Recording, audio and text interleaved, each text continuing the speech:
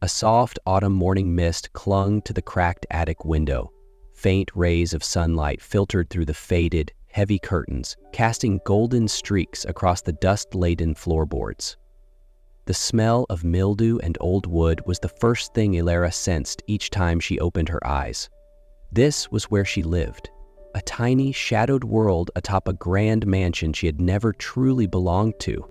Elara, with the burn scar stretching from her left cheek to just beneath her ear, was the unspoken name in the Langford family, while her twin sister, Serena, was the epitome of beauty and success. Elara was the forgotten one, the disgrace her mother wished had never existed. She wasn't allowed to leave her room. She wasn't permitted to be seen by guests. And above all, she was never to let anyone see her flawed face. Only Martha, the aging maid, dared to offer Elara a trace of warmth in the coldest days of her life. Elara learned to stay silent. She learned to disappear. But no matter how hard she tried, the pain of being unwanted gnawed at her every single day, and deep in her heart, one question remained. Is there anyone out there, just one person, who could love someone like me? That day, cold winds slipped through the attic's broken window, brushing through Elara's tangled hair as if to remind her that winter was near. She sat in her usual corner, wrapped in a worn blanket, trying to fend off the chill creeping into her skin. But the cold outside was nothing compared to the frost that had long settled in her heart. A soft knock came at the door. It was Marta, the only soul in that mansion who ever showed her kindness, bringing a tray of bread and cold soup. "Don't let your mother find out," she whispered, eyes filled with worry. "You need your strength. They're planning something." Marta hesitated, but Elara caught the unease in her eyes. A knot of dread tightened in her chest. She was right to be afraid. That afternoon, Elara was summoned to the living room, something that almost never happened. Her mother sat there, Serena by her side, no pretense. "Serena can't attend the wedding," her mother said flatly. "She has a contract in Paris. You'll take her place." Elara thought she'd misheard, but Serena just sat there, reapplying lipstick, not even looking at her. "The veil will cover your face. Her name stays on the contract. Just stand there, sign, and don't ruin anything," her mother said. Elara went numb. She had never been chosen for anything, except when someone needed a replacement. That night, staring up at the cracked ceiling of the attic, Elara gently touched her left cheek, where the scar marked her like a curse. She didn't cry. She had no tears left. Pain had become calloused, replaced by a hollow coldness that scared even her. Since childhood, she'd grown used to being forgotten, treated like a broken thing. But this time was different. They weren't just discarding her. They assumed she would quietly take on a lie just to protect the family's reputation. "If only I'd never existed," she had once whispered into the darkness. She secretly looked into the groom, Damon, and was stunned to discover he was the epitome of perfection, handsome, sophisticated, and wealthy. No wonder her family was desperate to secure the marriage. The wedding day arrived. Elara wore a stunning white gown, her face hidden beneath a thick veil to conceal the scar. She trembled as she walked down the aisle. Her mother whispered sharply, "Don't let anyone see your face. If you do, you'll be thrown out." Elara could only nod. The ceremony unfolded before hundreds of guests, celebrities and powerful figures alike. Damon stood at the altar, beaming as he saw his bride approaching. "You look beautiful," he whispered in her ear as he took her hand and led her forward. Elara trembled.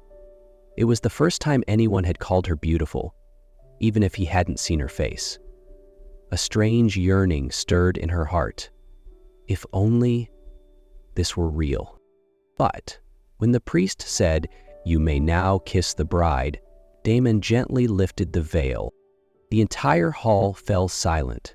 A flicker of surprise crossed his face when he saw the large scar on her cheek, but he didn't step back. Instead, he smiled and kissed her deeply, right in front of all the stunned onlookers. Whispers rippled through the crowd. Someone scoffed, but Damon held her hand tighter. Her mother suddenly rushed forward and said, "I'm sorry, Mr. Damon. This girl is not my daughter. She's a maid pretending to be someone she's not. We have no idea how this happened." Elara froze. Her own mother had just disowned her in front of everyone. But Damon said nothing. He looked straight into Elara's eyes, then turned to the crowd and declared loudly, "No more explanations needed. Draft a new marriage contract under her real name. I'm marrying this woman and no one else."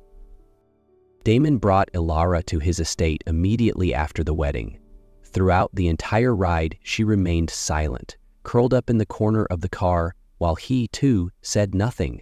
She couldn't understand why he had accepted her, a woman with a terrible scar, a substitute in an arranged marriage. When they arrived, she was overwhelmed by the grandeur of the mansion. An elderly housekeeper greeted them at the door, her eyes widening at the sight of Elara, before offering a kind smile. "Oh, sir's bride is truly beautiful," the woman said warmly. Elara quickly lowered her head, raising her hand to cover the scar, but the housekeeper continued, "No, don't hide it. Even with the scar, you are beautiful. That kind of beauty cannot be denied." Elara gave a faint, uneasy smile, feeling a small weight lift off her chest. Damon led her to a private room, spacious and warm, but her heart remained frozen. "You can stay here as long as you like. This room is yours," he said calmly, with no demand in his tone. She simply nodded, then gently closed the door behind her. That night, Elara sat on the edge of the bed, unable to sleep.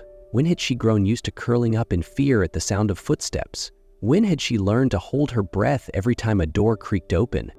Damon's voice suddenly broke the silence from outside the room. "If you'd like anything to eat, I can have the kitchen prepare something." Elara didn't reply, but somewhere deep inside her, something quietly stirred. The days following the wedding passed in near silence. The grand estate felt even quieter than before. Elara spoke little.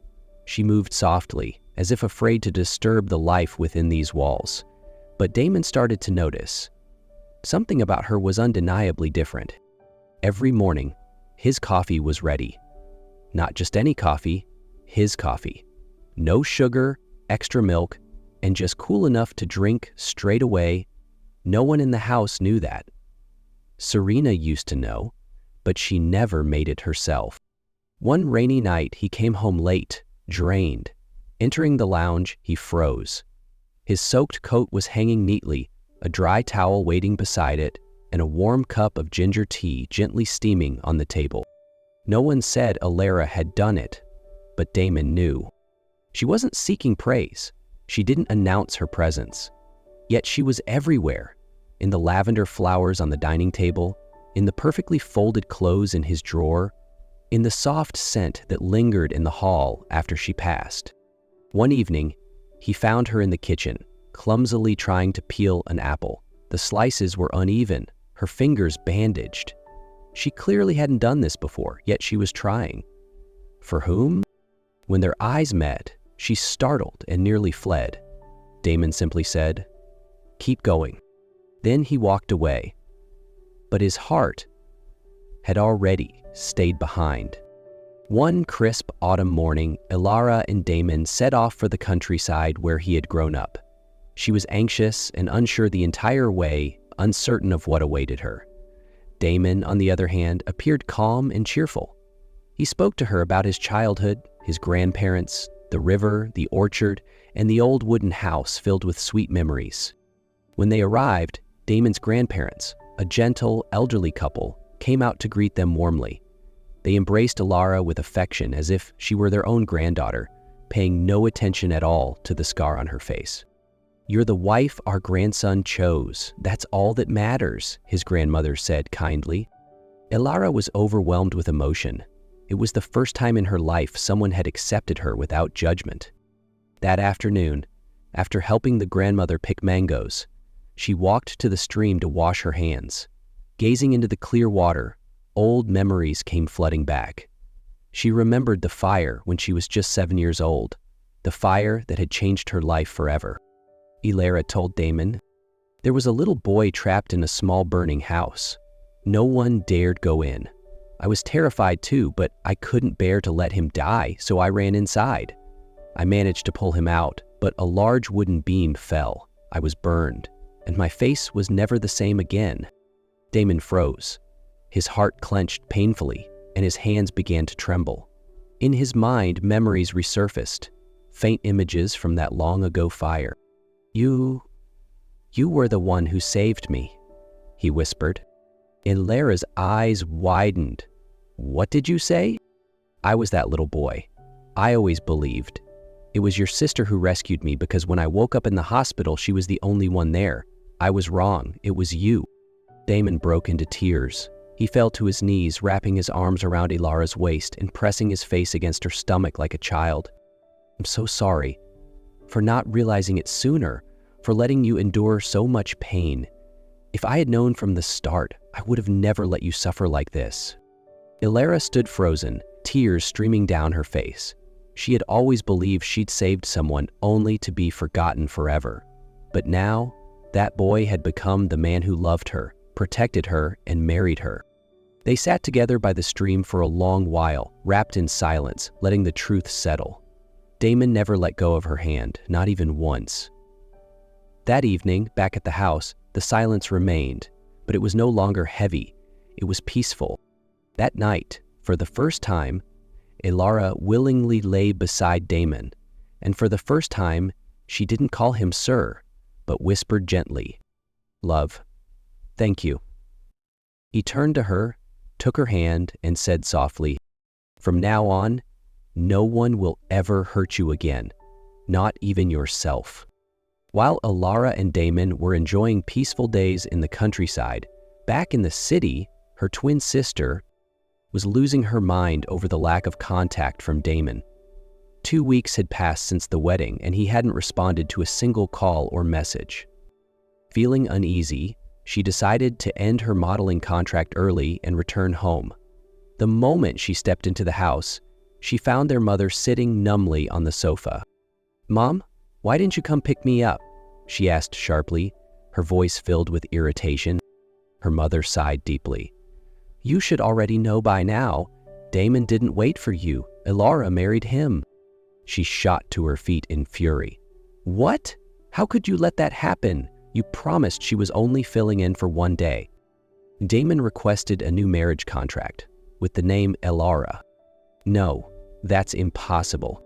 Her face turned pale, not just from being replaced, but because she knew if Damon ever discovered the truth, that the one who saved him from the fire wasn't her, but Elara, everything would fall apart. "I will win him back," she screamed, then stormed out of the house and jumped into a taxi, heading straight for Damon's estate. The front door slammed open, rage pouring through it. Serena stormed in like a hurricane, heels striking the marble floor with thunderous purpose. "This is unbelievable," she hissed, her eyes locked onto Elara. "You're living here, in his house, as his wife?" Elara rose from the sofa, her hands trembling slightly, but her gaze didn't fall as it once would have. "You didn't show up to the wedding. They needed a bride, and you chose me."